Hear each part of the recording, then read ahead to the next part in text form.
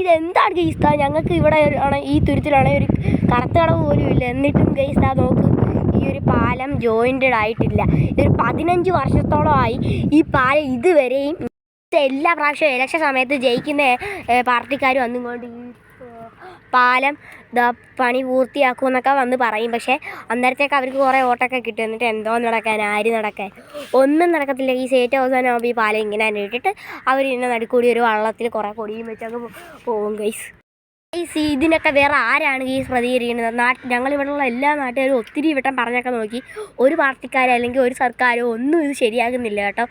എന്നിട്ട് ഈ വീഡിയോ വേണ്ടപ്പെട്ട സർക്കാരിനും ഒക്കെ ഷെയറും കൂടി ചെയ്യുകയാണെന്നുണ്ടെങ്കിൽ നിങ്ങൾ ചെയ്യുന്നൊരു നല്ല കാര്യമായിരിക്കും. ഞാനീ പറയുന്നതെന്ന് വെച്ചാൽ എൻ്റെ ഒരു അവസ്ഥയാണ് ഗൈസ്. എൻ്റെ മാത്രമല്ല, ആ തുരുത്തിലുള്ള എല്ലാവരുടെയും ഒരു വല്ലാത്തൊരവസ്ഥയാണ് ഗൈസ്. അവർ അങ്ങോട്ടും ഇങ്ങോട്ടൊക്കെ വള്ളം തുഴഞ്ഞു നടക്കും ഗൈസ്. ഇതിനൊക്കെ